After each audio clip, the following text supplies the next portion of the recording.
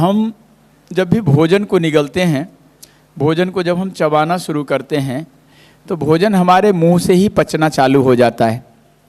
भोजन का डाइजेशन कहाँ से होता है? हमारे मुंह से ही होता है।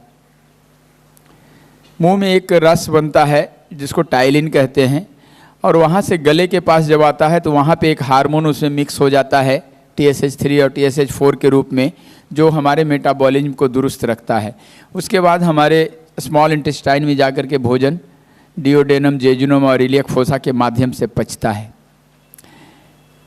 ये सारे एंजाइम्स को, सारे डाइजेस्टिव एंजाइम को, सारी चीज़ों को बनाने का जो काम करता है वो हमारा लीवर है। लीवर का वजन 1.4 kg से 1.8 kg और महिलाओं में 1.2 kg से 1.4 kg होता है। सबसे ज़्यादा सेल डिवीज़न हमारे लीवर में होता है। ये कल मैं बता चुका हूँ, बस समरी में मैं बोले जा रहा हूँ, ध्यान से सुनना। जो नहीं नोट किया नोट कर लेना, चूँकि मैं आगे आज जो काम करूँगा इसी के ऊपर करूँगा। हमारे गले के पास एक ग्रंथि होती है जिसको थायराइड बोलते हैं। ये एंडोक्राइन ग्लैंड है, और इस ग्लैंड से नीचे जो पाइप सा उतरा है दैट्स कॉल्ड ट्रैकिया। ये जो गले के पाइप है, सांस की नली और अन्न की नली, ओसोफेगस, ये सारा अंग यहाँ पे है। तो जब भी हमारे शरीर में कफ का प्रकोप बढ़ता है, कफ का, तो कफ का असर कहाँ पे होता है? गले में होता है। हमारे शरीर में ठंडी का प्रवेश कहाँ से होता है? कान से और गले से और नाक से। नाक तो फिर भी बचा लेता है, कान से ठंड कहाँ लगती है? कान में। यहाँ तक अगर ये बच गया अगर और ये बच गया अगर, तो ठंड असर नहीं करता। पैर ऐसे रहे, कम से कम कपड़ों में, हम कितनी भी सर्दी में क्या होता है, पैर में क्या पहनते हैं? ज़्यादा से ज़्यादा एक इनर, साधारण आदमी भी एक इनर। हाथ में क्या पहनते हैं? तो एक ग्लव्स, बाकी एक स्वेटर हाफ फुल कुछ भी। तो इसमें तो ठंडी लगती नहीं। पीठ में तो ठंडी लगती नहीं है। बस ये इतना दूर पेट के ऊपर का भाग जो है, ये इसलिए ठंडी यहाँ पे असर ज़्यादा करती है। क्यों करती है मालूम है? विज्ञान समझो कि नीचे अग्नि है, अग्नि, और यहाँ पे क्या है कि अग्नि के बाद का स्थान, तो अग्नि की ऊष्मा उस स्थान को शून्य में, ऊष्मा क्या करता है? गर्मी के दिनों में जब तीव्र धूप होता है ना, तो एक शून्य पैदा होता है जो चक्रवात को लाता है। शून्य पैदा होता है, तो ये गर्मी है। जब हमारे अंदर गर्मी ज़्यादा रहेगा, गर्मी तत्व बढ़ा हुआ है, यानी पित्त गड़बड़ है, तो पित्त गड़बड़ होने से गर्मी के दिनों में पित्त और गर्मी तेज हो गई, तो यहाँ पे एक खाली स्थान शून्य बनता है। तो बाहर की ठंडी हवाएं वहाँ उसको भरने के लिए आने लगती है। इसीलिए नाक, कान और ये चेस्ट, यही 3 पार्ट में अगर वो ठंडी हवाएं लग गई, कोल्ड वाइन, तो कोल्ड इफेक्ट हो जाएगा, स्ट्रोक हो जाएगा, कोल्ड स्ट्रोक। गर्मी के दिनों में अभी लहर में निकलते हैं, लू चलने वाला दिन, अभी सन स्ट्रोक, क्या कहते हैं, हीट स्ट्रोक होता है। तो हीट स्ट्रोक का भी यही विज्ञान काम करता है। हीट स्ट्रोक क्यों होता है? शरीर में जैसे ही पानी की मात्रा कम होगी, वो सूरज भगवान हमारे पानी को खींचे जा रहे हैं, 72% से नीचे हो गया पानी, तो प्यास लगेगी, पानी कुछ मिला नहीं, रास्ते में हम ऐसे जगह हैं जहाँ पानी ही नहीं, तो पानी का लेवल हमारा कम हुआ, तो गर्मी, अंदर की गर्मी बढ़ी और बाहर की गर्मी मिली, दोनों मैच कर गया, हमें हीट स्ट्रोक हो गया, डिहाइड्रेट हो गए, है ना, डिहाइड्रेट हो गए। तो यही साइंस उसमें भी काम करता है। अब समस्या क्या है कि ये साइंस हमें समझना है, किसी को समझाना नहीं है। क्योंकि आज के जो आधुनिक युग में किसी भी पढ़े लिखे से बात करोगे तो उसके अपने तर्क होते हैं, क्योंकि उसको कुछ डॉक्टर ने कह रखा है, उस डॉक्टर की बात को प्राथमिकता देगा, आपकी बात को प्राथमिकता नहीं देगा। तो यहाँ पे स्थिति क्या बनता है कि मैं जानता हूँ कि मेरी बात में सच्चाई है, लेकिन मैं आपके ऊपर थोप नहीं सकता कि मेरी ही बात मानो। लेकिन जैसे ही मैं अपनी बात मानने के लिए आपको कहता हूँ, तो आप मेरे से गारंटी कार्ड मांगोगे। आप शाश्वत हीलर हो ना, तो आपसे गारंटी कार्ड मांगेगा कि ठीक हो जाएगा, गारंटी है। जबकि आपको भी पता है कि हम 5 दिन का कोर्स करके आए हैं, 3 दिन का कोर्स करके आए हैं, अभी ABCD का हम 5 अक्षर पढ़े हैं, Z तक हम भी नहीं गए हैं, फिर भी आप कर सकते हैं, कि A for apple, B for ball, ये तो हम समझ ही गए। अब बी ए डबल एल भी समझ गए, तो हम कुछ नहीं तो बी ए डबल एल तो सबको समझा ही सकते हैं कि B for ball, B A double L, B for ball, B A double L, इतना तो समझा ही सकते हैं। जेड फॉर जेबरा नहीं जाएंगे, नो प्रॉब्लम। हम ये भी नहीं कहते कि जेड फॉर जेबरा हो गए, हम आज ही पारंगत हो गए, ऐसा तो कोई कर ही नहीं सकता। जब 30 साल में ये भक्ति प्रकाश पारंगत नहीं हुआ तो आप 5 दिन में कैसे पारंगत हो जाएंगे? विद्या का अंत नहीं। लेकिन इस लायक आप बन गए कि बी फॉर बॉल कह सकते हैं। बोलेगा क्या स्पेलिंग है, तो बी ए डबल एल है ना, इतना तो बोल ही सकते हैं। आप जब भी जाएंगे प्रैक्टिस करेंगे तो आपकी परीक्षाएं कठिन होगी। डॉक्टर बनने का सबसे आसान रास्ता क्या है कि आप नीट की तैयारी करें। आपका बायोलॉजी मजबूत है, नीट की तैयारी करें। नीट में आप आ जाएं एन केन प्रकारेन, कैसे भी, चाहे परीक्षा देके, पैरवी से, क्या कहते हैं उसको, आरक्षण से, जैसे आ जाएं, बस आ जाएं। आपका अच्छा बुरा मीडियम मध्यम हाईएस्ट क्लास के कॉलेज में एडमिशन हो जाएगा। एडमिशन होने के बाद जो उसके कोर्सेज हैं पढ़ाई जाएगी, एनाटॉमी, फिजियोलॉजी, ये वो दुनिया जान पढ़ाई जाएगी, थ्योरी। और हड्डी ऐसे करके हाथ में ले करके, this is head of humerus, this is middle part of humerus, and this is hinge bone, hinge joint, and this is radius, ulna, carpus, metacarpal and phalanges, छू के दिखाएगा, हाथ में लेके बताएगा, आपको याद करा देगा। अब उस याद किए हुए को एग्जाम होगा, उस पेपर में जो क्वेश्चन आया उसको देखेंगे कि हाँ शरीर में 206 हड्डियां होती है, ऑब्जेक्टिव टाइप है, मार्क करेंगे 206 पे। 204 पे कर दिया तो नंबर गलत हो जाएगा, लेकिन 206 हड्डियां आपको याद करा दिया गया 5 साल में। स्टेप बाय स्टेप एग्जाम लेकर के आपको MBBS की डिग्री मिल गई। अब चूंकि वहाँ तो सिर्फ थ्योरी मिली थी, प्रैक्टिस तो मिला नहीं। प्रैक्टिस में जाकर के 1-2 जो दूसरे साल से ना एम्स वगैरह जैसी संस्थाओं में थोड़ी थोड़ी प्रैक्टिस करने को मिलती है। वहाँ जाके देखिए कि स्थिति क्या है। आप पहले जाएंगे तो पहले वही जूनियर मिलेगा जो अभी नया बच्चा है, दूसरे साल का, तीसरे साल का स्टूडेंट, जिसको सही से डायग्नोसिस करना अभी वो सीख रहा है आपके ऊपर। उसके क्वेश्चंस जो एराइज होते हैं वो भी सही नहीं होता, मैं गारंटी लेता हूं इसका। जो क्वेश्चन एराइज करते हैं, एक डॉक्टर को क्या क्वेश्चन एराइज करना चाहिए कि इसके अंदर का सारा निकल आए, अभी उसको पता नहीं। तो अपने हिसाब से वो डायग्नोस करता है, कोई जांच लिख देगा, तो अंदर ही जाके जांच कराइए और जांच करा करके फिर आइए। तो अब की लाइन में ऐसे खड़े रहिए, 16 नंबर में दिखाए थे तो अब की आपकी पर्ची देखेगा, कहेगा 13 नंबर में जाइए, तो आप 13 नंबर में ऐसे लाइन लगा के खड़े रहिए। भीड़ में आपका नंबर जब आएगा 13 नंबर में तो वहाँ दूसरा चेहरा मिलेगा, फिर से उसको आप डायग्नोस करेगा और फिर से कहेगा कि ये जांच करा लीजिए। कोई गंभीर रोग पकड़ में आ गई, डायरेक्ट आपका रिपोर्ट कह रहा है, तो रेफर कर देगा उस डॉक्टर के पास। इसको कान की बीमारी है तो ENT में डाल दो, पेट की बीमारी है तो एब्डोमेन वाले के पास डाल दो, डायबिटीज है तो डायबिटीज वाले के पास डाल दो। ऐसे उसको पता ही नहीं चलता। और जब तक पता नहीं चलेगा इस कमरे से उस कमरे, उस कमरे से उस कमरे, उस कमरे से, आपको लगेगा कि हम जांच करा रहे हैं, एम्स में दिखा रहे हैं, क्या चल रहा है, मेरा इलाज चल रहा है। कुछ कैल्शियम, कुछ विटामिन्स, कुछ पेन किलर, अगर दर्द रहा तो दवाइयाँ लिख देगा, 2 सुबह खाना, 2 शाम खाना, 2। आपको लगेगा कि हम इलाज करा रहे हैं। और ये दौड़ते दौड़ते एम्स में जब लाइन में लगे, जो इन्वेस्टमेंट आपका होगा ना, क्या इन्वेस्ट होता है, टाइम इज मनी।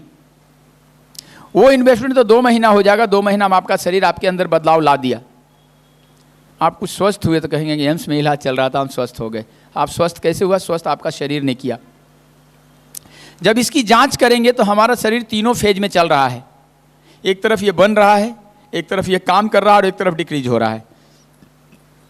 यही बात मॉडर्न लोगों को समझ में नहीं आती, जो हाईली एजुकेटेड लोग हैं, ये बात पल्ले नहीं पड़ती उनकी। ये शरीर अभी के अभी ये मर भी रहा है। 1 मिनट में 10 लाख सेल डेड हो रहे हैं, विज्ञान कहता है। लेकिन इसी बात को हमारा कोई शाश्वत हीलर हाईली एजुकेटेड आदमी के पास बैठ के कहना, तुम्हारी बात नहीं मानेगा। उसको कहा है डॉक्टर ने ऐसे करने, वही करेगा, तुम्हारी बात बिल्कुल नहीं मानेगा। यहाँ पे अपने दामन को बचा लेना है, हाथ ऐसे करके जोड़ना है 3 बार कि ठीक है जो डॉक्टर कहा वही करो, बाकी मैं शाश्वत हीलर हूँ, छू छू के ऐसे ऐसे करता हूँ, आ जाना, अच्छा लगे तो आ जाना, पैसा वैसा तो लेता नहीं, फोकट तो हूँ। हमें पता है कि मैं सही कर रहा हूँ, लेकिन अगला नहीं मानेगा, क्या करोगे? विज्ञान ने जो रिसर्चेस किए उसके किताब बने, रिसर्च पेपर बना। रिसर्च पेपर में अब जो होमी जहांगीर भाभा ने जो रिसर्च किया था उसके समय का कौन मौजूद है? कोई एक आध जिंदा है? जगदीश चंद्र बसु ने जिस समय रिसर्च किया था कोई जिंदा है उस समय का? या आइंस्टीन ने जो रिसर्च किया था उस समय का कोई जिंदा है उसका एफिडेविट करने के लिए कि हाँ मेरे सामने ही तो आइंस्टीन वाले ने किया, आइंस्टीन ने किया था? क्या है कोई? तो हम उसकी बात को इसलिए मानते हैं कि वो रिसर्च पेपर में है। हमारे सनातन में रिसर्च पेपर हमारे वेद हैं, हमारे पुराण हैं, ये हम मानते हैं सनातनी होने के नाते। हमारे महर्षियों ने जो पाया उसको लिख दिया, हम उसको पढ़ करके वो हमको रिसर्च पेपर जैसा ही हम अपने गुरु की वाणी मानते हैं, गुरुवाणी वाले। तो गुरु ने जो रिसर्च किया, जो पाया वो लिख दिया, वो रिसर्च पेपर है उनका। हम उस समय जिंदा नहीं थे, हमने तो देखा नहीं, हमारे बाप दादे ने भी नहीं देखा राम जी हुए कि नहीं हुए, लेकिन वो रिसर्च पेपर है ना। जब उस रिसर्च पेपर को मान सकते हो जो आइंस्टीन ने लिखा, इस रिसर्च पेपर को क्यों नहीं मानोगे? क्यों? वो कहता है कि शरीर में 5 तत्व है। वो कहता है कि heart has got 4 chambers, 2 auricles and 2 ventricles. तो हमारा सनातन कहता है कि हमारे शरीर में हृदय रूपी मंदिर के 4 दरवाजे हैं। गलत क्या है? क्या गलत है? आप कहते हो कि आपका ऑफ्थाल्मिक नर्व एक्टिव होता है, तस्वीर उल्टी बनती है, तब हमें दिखाई देता है। आपके कान में जो आवाज जाती है उस ड्रम से टकराता है तो शब्द बनते हैं, तब हमें सुनाई देता है, ड्रम से जाके टकराता है। हमारा सनातन कहता है कि हमारी आंखें क्या है? तो सूरज और चंद्रमा है। हमारी आंखें नहीं देखती। कौन कहता है कि हमारी आंखें देखती है? किसको लगता है कि हमारी आंखें देखती है? हमारी आंखें देखती ही नहीं। इसको साबित करना है तो घुप अंधेरे में खड़े हो जाओ। कभी कभी रात में जब अंधेरे में सोने वाले लोग बिस्तर पे उठते हैं तो ऐसे ऐसे ऐसे ऐसे दरवाजा इधर है तो इधर जाकर दीवार से धड़ाम टकरा जाते हैं। बोलो हाँ या ना? तो आंखें तो है, उस समय अंधे हो क्या? देखता क्यों नहीं? आंखें तो देखती ही नहीं है। देखता कौन है? जो देखता है वो सूरज है, यानी प्रकाश, लाइट। लाइट कहां है? उस समय अंधेरे जगह पे एक जुगनू भी वहां पे नजर आ जाए दूर में, वो एक जुगनू दूर में, इतनी सी रोशनी, एक बारीक सी ऐसे करके रोशनी आ रही है, सारा दिख जाएगा किधर दरवाजा है। बोलो हाँ या ना? देखा कौन? लाइट ने। लाइट कौन? सूरज। सूरज नहीं तो अंधेरा। अंधेरा शाश्वत सत्य है। ये बात मॉडर्न लोगों को बताओगे तो कतई नहीं मानेगा। उसके डॉक्टर ने कहा कि ऑफ्थाल्मिक नर्व सूख गया। तो क्या सूखा? सूखा क्या? उसने कहा कि लिगामेंट टूट गया। तो मुझे बताओ कि लिगामेंट क्या टूटा? मैंने कहा पानी फट गया। तो पानी में क्या फटा? हमने लाठी मारी उसके ऊपर, पानी फट गया। और लाठी हटा लो, कहाँ पानी फट गया? तो हमारा लिगामेंट क्या टूटेगा? Ligament is a muscular organ, muscles हैं। मसल्स क्या फटेगा? जो खुद ही एक सेल है, ओनली 1 सेल, शरीर की सबसे छोटी इकाई कोशिका, वो खुद ही ऐसे है, ऐसे माइक्रोस्कोप से दिखने वाला। वो ढेर सारा इकट्ठा हो गया है। अब इकट्ठा मक्खन है ना, मक्खन दूध के अंदर मक्खन होता है ना, मक्खन कटोरी में है। तो ऐसे करके मक्खन में हाथ रख दो तो 2 पार्ट ऐसे हो गया, तो मक्खन कट गया। क्या कटा? क्या फटा? मक्खन क्या फटा? उसको गर्म कर दो तो फिर ऐसे हो जाएगा, नहीं होगा? तो हमारे इसको क्या है? तो इसको स्टिमुलेट कर दो, उसमें ब्लड सर्कुलेशन ला दो तो फिर से सीधा हो जाएगा। चूंकि उसके अंदर ब्लड जा रहा था ना, पाइप था ना, वहां पे ब्लड सप्लाई रुक गया है, ब्लॉकेज आ गए हैं। तो ब्लॉकेज के लिए नाली ब्लॉक हो जाए तो क्या करना है? देसी भाषा में एक बांस लेते हैं और ऐसे ऐसे ऐसे ऐसे सब ब्लॉकेज साफ नहीं होता है। ब्लॉकेज ही तो है कि वहां पे विटामिन की कमी से, कैल्शियम की कमी से, आयरन की कमी से, जिस कमी से भी ब्लड का फ्लो धीमा हो रहा है। नीचे ये काफ मसल हमारा सही से नहीं काम कर रहा है, तो ऊपर पंप करना चाहिए, ब्लड को ऐसे चढ़ाना चाहिए जैसे ऊपर चढ़ाने वाला, पानी चढ़ाने वाला मोटर है। अब वो सही से उसका पावर काम नहीं कर रहा, मोटर घर चल रही है। कभी कभी ऐसा है तो घर में देखना कि घर पानी आ ही नहीं रहा है, वो खींच नहीं पा रहा है। तो मुझे क्या करना है? उसके उस पावर को बूस्ट करना है ना, उस पावर को बूस्ट करना है ना। मोटर को बदलना है कब? जब बिल्कुल अंतिम स्टेज आ गया, सब कुछ करके हार गए, तो पैर को भी कटवाना पड़े तो कटवा दो। मैं ऐसा बिल्कुल नहीं कहता हूं कि एलोपैथी खराब है। एलोपैथी न्यूक्लियर वेपन है, परमाणु बम है। जब जरूरत पड़ेगा छोड़ो ना, मना किसने किया? जब अंत में ही आ जाएंगे डू एंड डाई, तो बम बांध लो ना शरीर में, बांधते ही हैं। वो तो डू एंड डाई की स्थिति है। हम बात बात में कान के नीचे गोली मार दें, बात बात में गोली मार दें। डॉक्टर ने कहा है हमारा पीएचसी बढ़ा हुआ है, तब क्या होता है पीएचसी भैया? अरे गैस बनेगी, एसिड बनेगा, एसिड बनेगा तो सब कुछ बढ़ जाएगा, गड़बड़ हो जाएगा। अब एसिड बढ़ रहा है तो अल्कलाइन चीजें खाओ ना, इतना तो कॉमन सेंस दिया है भगवान। डॉक्टर कहेगा तब खाओगे, अल्कलाइन चीजें खाओ। तो पराठा और चाय खाए बगैर रहा नहीं जाता है। डायबिटीज का गया, बॉर्डर पे आ गया है, बॉर्डर भारत पाकिस्तान का खींचा हुआ है। क्या अंदर? ये अंदर अनलिमिटेड असीम संभावनाओं वाला शरीर, जिसके एक एक सेल के अंदर माइटोकॉन्ड्रिया के रूप में पावर हाउस है। हर शरीर कितनी कैपेसिटी से काम कर सकता है इसका कोई वर्णन नहीं है। दांत से पकड़ के गाड़ी को खींच लेने वाले लोग कहां से लाया ऊर्जा? अपने सेल को जगा लिया, अपने सेल को, सेल की एनर्जी को जगा लिया। इतनी एनर्जी इस शरीर में, एक एक सेल के अंदर पावर हाउस। अब जिसने ज्यादा सेल को जगा पाया, मिल्खा सिंह दौड़ता था तो पैर में ईंट बांध के, टायर बांध करके दौड़ता था, 10 किलो 50 किलो वजन बांध के, तो ऐसे करके जोर लगाता था, तो जितना टूटता था सेल वो ऊर्जा और बढ़ाता था। तो भाग मिल्खा भाग बना दिया, रनिंग मिल्खा हो गया। क्यों हो गया? वो हमारे अंदर भी है रनिंग मिल्खा होने का। हमने सेल को जगाया नहीं, हम कंफर्ट जोन में जीते हैं। सुबह उठे, 2 रोटी खा लिए, पराठे खा लिए, 2 वो क्या कहते हैं ड्राई फ्रूट खा लिए, और आराम से एसी में से करके बैठ के पिक्चर देख रहे हैं, इडियट बॉक्स।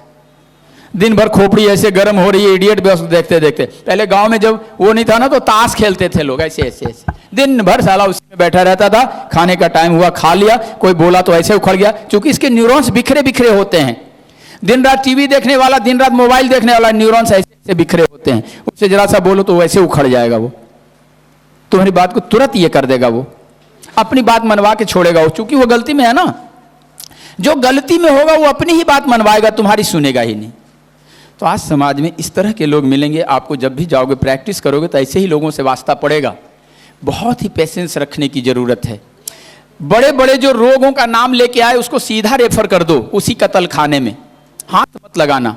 तुम्हारे पास कैंसर लेके आएगा, तुम्हारे पास बड़ी बड़ी बीमारियां, जब हार चुका है चारों तरफ से, तुम्हारे पास चैलेंज लेके आएगा कि ठीक करके दिखा दो, तुमको डॉक्टर मत मानो साला डॉक्टर ठेका लिए हैं क्या डॉक्टर बनने का।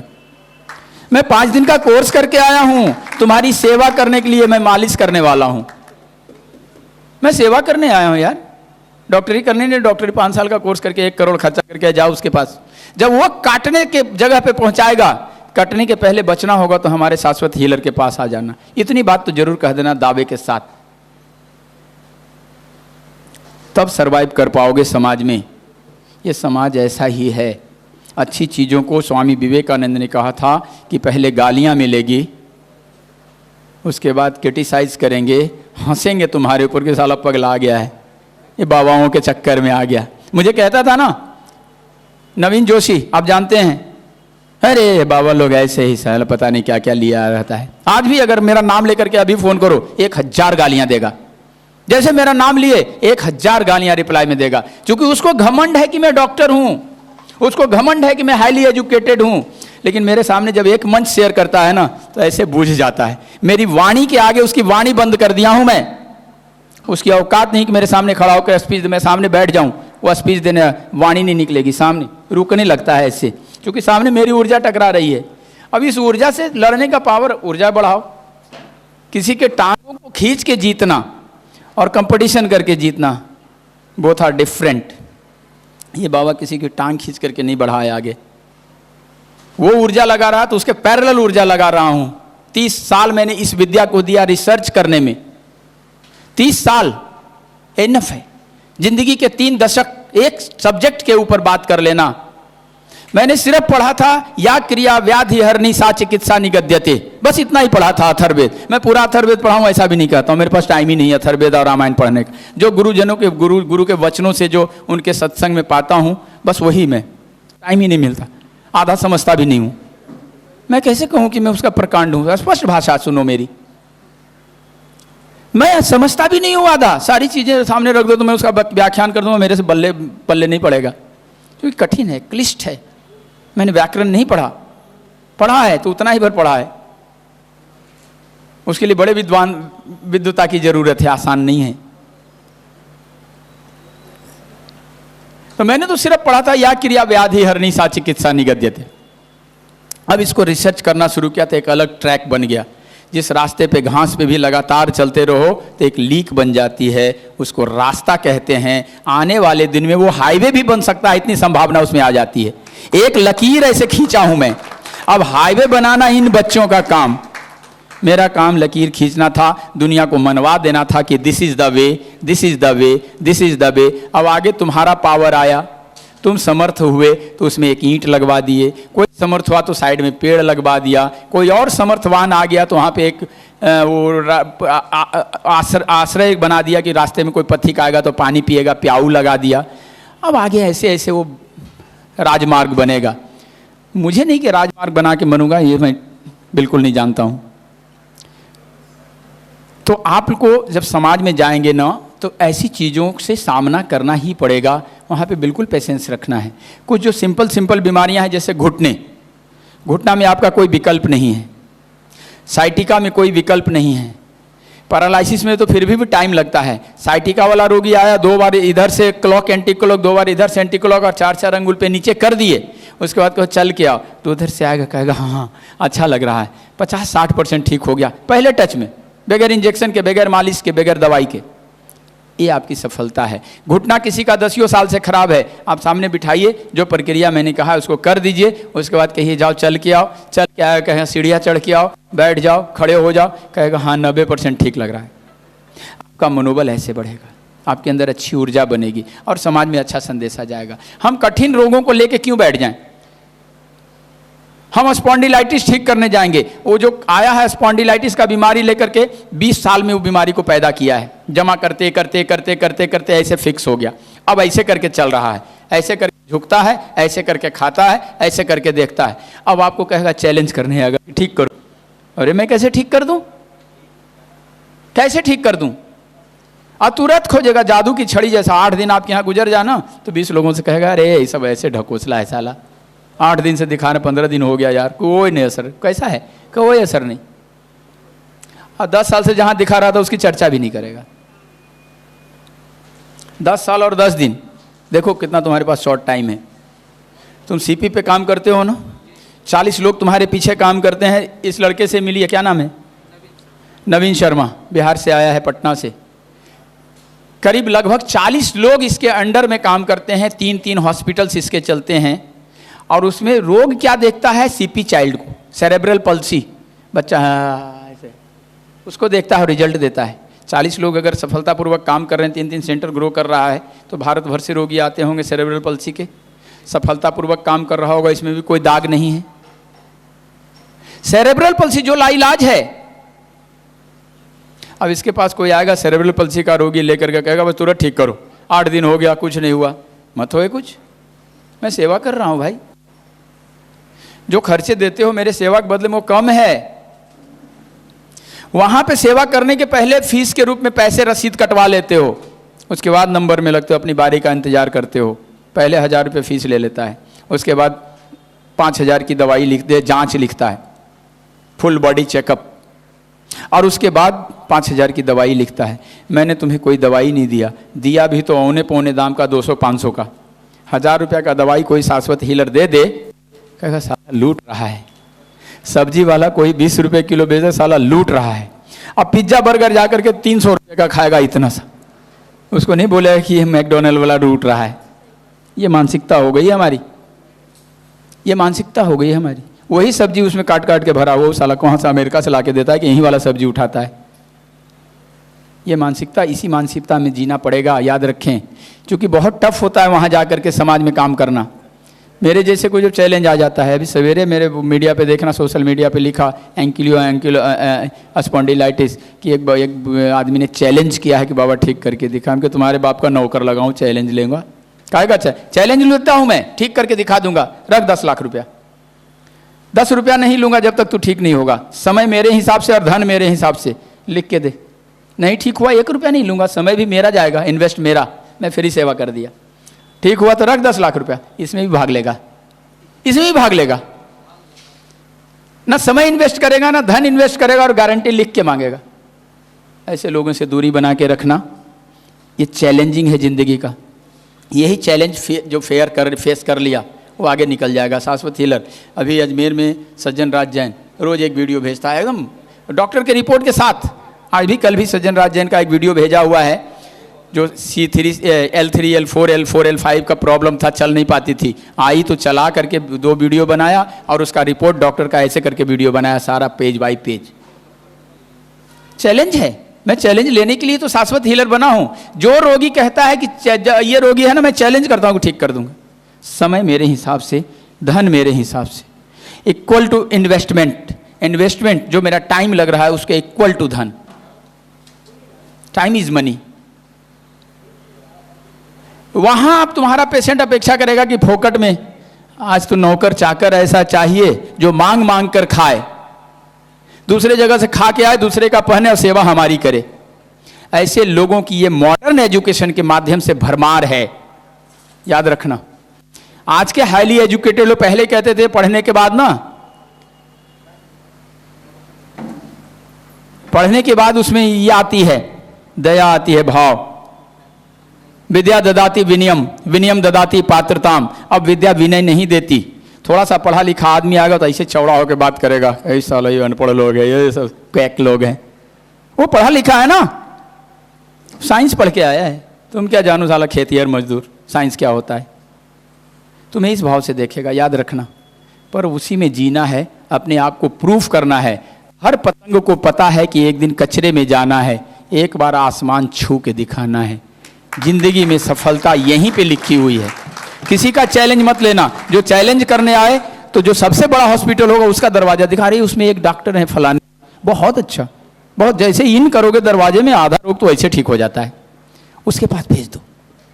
जब वहां से भी थक जाएगा साला तो फिर आएगा तुम्हारे चरणों में लौटेगा। जो भागना चाहता है उसको पहले भगाओ, जहां रुकने बोलोगे उसकी ऊर्जा उसको रुकने नहीं देगी। चाहे धन की ऊर्जा हो, बल की ऊर्जा हो, एजुकेशन की ऊर्जा हो, समाज की ऊर्जा हो, अपने आप को अच्छा समझने की ऊर्जा हो, उसको रोकना चाहोगे तो झटक के भागेगा। उसको और दौड़ाओ और दौड़ाओ और दौड़ाओ।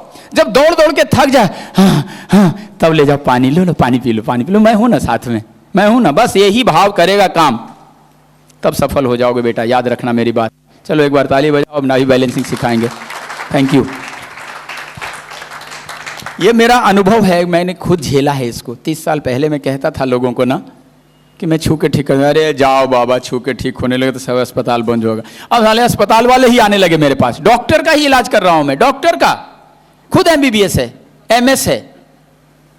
दिल्ली में मेरा ये लगा हुआ था शिविर, डॉक्टर बेनीवाल अभी सफदरजंग हॉस्पिटल में HOD हैं ऑर्थो के। उसको उसके दोस्त ने बोला कि एक बाबा जी आता है छू के ठीक कर दो। अरे मैं यार तो ऑर्थो का HOD हूँ, मुझे कह रहे हो छू के ठीक कर देगा? How is possible? मैं ऑर्थो का HOD हूँ सफदरजंग हॉस्पिटल में, और हमसे कह रहे क्योंकि एक बाबा आया छू के ठीक कर देता है। फिर कोई बाबा आया जो समोसे की चटनी में किरपा अटका देगा। तो उसका दोस्त कहता है कि अरे हमारे यहाँ बैठा हुआ है बाबा जी, चलो नाथ कंगन के आरसी का, और अच्छा है ना। आया 2-3 घंटे देखते रहा, मेरे पास ऐसे लंगड़ा लंगड़ा के आ रहा, इधर से उठक बैठक लगा रहा है। वो मेरा फैन हो गया, ऐसे कार्ड पकड़ाया, बोला बाबा जी जब आपको ज़रूरत लगेगी। हम कहे डॉक्टर कभी तुम्हारी ज़रूरत मेरी एक ही शर्त पे लगेगी कि मेरा एक्सीडेंट हो जाए तो तुम्हारे यहाँ ही टांग के आना पड़ेगा। मैं लाख प्रयास करूँ तो, बाकी शरीर में कहीं दर्द हुआ तो तुम्हारी विद्या तो उसको दबा देगा, सप्रेस द डिजीज। और उसके दबाने के क्रम में हमारा यूरिक एसिड अनबैलेंस हो जाएगा, लिवर एनलार्ज हो जाएगा, किडनी फेलियर होने लगेगा। आज हम जुकाम का इलाज करने के लिए गोली खाए, खांसी हो जाएगा। खांसी का इलाज करने के लिए दवाई खाए, अस्थमा हो जाएगा। अस्थमा को ठीक करते करते लीवर इनलार्ज होने लगेगा। लीवर इनलार्ज हुआ तो कोलेस्ट्रॉल बढ़ने लगेगा। कोलेस्ट्रॉल को ठीक कराते कराते हार्ट खराब होने लगेगा। हार्ट की बीमारी को ठीक करते करते किडनी फेलियर होने लगेगी। उसके बाद वो शुरू हो जाएगा, क्या कहते हैं उसको, डायलिसिस। अब डायलिसिस एक बार चढ़ गए तो तुम्हारे पास सारी दुनिया का दौलत तुम्हारे पास है। डायलिसिस से उतर के कोई दिखा दे, एक बार उतर के दिखा दे कि डायलिसिस हुआ था हमको, 1 महीना डायलिसिस हुआ, अब ठीक हो गया। वो डायलिसिस जिंदगी भर चलते रहेगा। पेशाब महसूस ही नहीं होगा, महसूस होगा तो बाहर निकलेगा ही नहीं। अब डायलिसिस कराओ, हफ्ता में 3 बार, हफ्ता में 2 बार, हफ्ता में 5 बार। वहां से लौट के आने का जगह नहीं है, वो ऐसा लॉन्च पैड है जहां से सूं करके मां के गर्भ से बाहर आता है उसी अस्पताल में, और जाने के समय में इधर पट्टी ऐसे करके बांध करके इंतजार कर रहा है कब उड़ेगा ये यान, कब ये सैटेलाइट प्रक्षेपित होगा, और वहीं से सूं ला करके एक दाह संस्कार का गिरा है, उसमें इलेक्ट्रिक वाला में जला दिया, वहीं पर सब मजे कर रहे हैं। देखना जा करके दाह संस्कार में एंजॉय करते हैं लोग।